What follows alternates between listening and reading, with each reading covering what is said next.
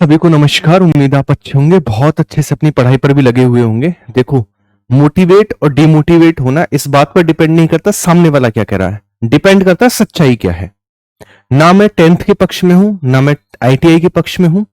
कोई भी हो, एग्जाम दो, मेरा कोई पर्सनल प्रॉफिट नहीं है। लेकिन कल हुई बहस में कैट में कुछ निष्कर्ष ऐसे निकल कर आए जिसमें ऐसा लगा कि कहीं ना कहीं रेलवे का पक्ष बहुत हल्का है और रेलवे की कुछ गलतियां हैं जिसके कारण जो है एग्जाम 10th जो है वो बाहर हो सकता है। कैसे हो सकता है, चीजों को समझिएगा। देखो, जब रेलवे का नोटिस आया था, डिटेल नोटिफिकेशन जारी हुआ था दिसंबर में, है ना। दिसंबर में जारी हुआ था, लगभग 28 दिसंबर के आसपास। ठीक है, 28 दिसंबर के आसपास। तब इन्होंने कहा था कि इसमें होगा ITI। क्लियर है। जब नोटिफिकेशन जारी हो गया, उसके बाद इन्होंने ITI को हटाकर जनवरी के महीने में इन्होंने क्या किया, इन्होंने कह दिया 10th और ITI दोनों होगा। 10th और ITI दोनों होगा जनवरी में। आप सभी को पता होनी चाहिए एक चीज, सुप्रीम कोर्ट का ऐसा कहना है कि गेम के बीच में कभी भी रूल नहीं बदले जा सकते। जब यूपी में टीचिंग भर्ती पर एक केस चला था और उसमें बीच भर्ती में जब भर्ती चल रही थी तब उसमें कुछ रूल्स चेंज कर दिए गए थे। तब सुप्रीम कोर्ट ने कहा था भारत में होने वाली कोई भी एग्जाम में, किसी भी एग्जाम में बीच में रूल चेंज नहीं किए जा सकते। कल कैट में यही मांगा गया रेलवे से कि आप ये बताइए कि जब आपने डिटेल नोटिफिकेशन जारी किया दिसंबर में और आपने रूल चेंज कर दिए जनवरी में, तो ये तो इसके खिलाफ है, सुप्रीम कोर्ट के खिलाफ है। आप ये प्रूफ करिए, है ना, प्रूफ करिए कि आपने जो एलिजिबिलिटी है वो नोटिफिकेशन से पहले रखी थी। कोई भी आपके पास प्रूफ हो उसे लेकर आइए। तो कल मेन मुद्दा यही रहा था कि आप एक प्रूफ दीजिए कि आपने दिसंबर से पहले यह कहा हो कि भाई 10th और ITI दोनों हो सकते हैं, अगर है तब 10th को रखा जाएगा, वरना ITI की पॉसिबिलिटी बढ़ती जा रही है। रीजन देखो, 10th होना चाहिए, नहीं होना चाहिए, यह अलग बात है, लेकिन सच्चाई क्या है वो अलग बात है।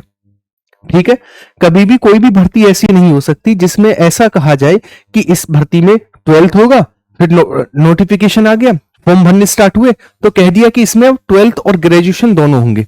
बीच में रूल जो है वो चेंज नहीं होते हैं। बस ये इसी रीजन की वजह से, इसी पॉइंट की वजह से, इसी फैक्ट की वजह से रेलवे को प्रॉब्लम हो रही है और 10th की बाहर होने की उम्मीद बहुत ज्यादा बढ़ती जा रही है, बस इस पॉइंट की वजह से, केवल और केवल। ठीक है, अच्छा, क्या 17 नवंबर को एग्जाम हो पाएगा? सबसे बड़ी बात यह आती है 17 नवंबर को एग्जाम हो पाएगा।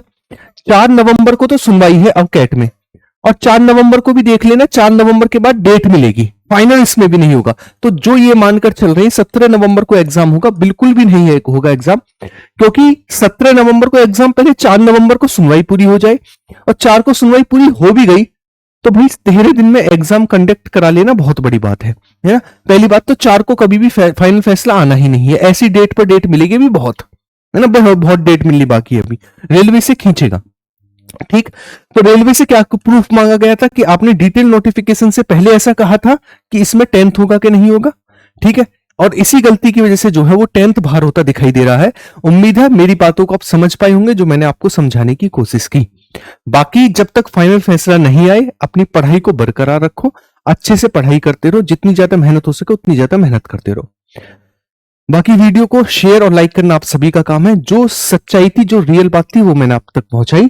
बाकी जो चैनल पर नए उसे सब्सक्राइब कर लेना, वीडियो को लाइक शेयर करना आप सभी का काम है। अब मैं ये कह के कि 10th बाहर नहीं होगा या ITI बाहर होगी, ऐसा कह के अगर कुछ प्रॉफिट पर्सनली होता हो तो मैं कह देता, कोई पर्सनली प्रॉफिट इसमें नहीं है।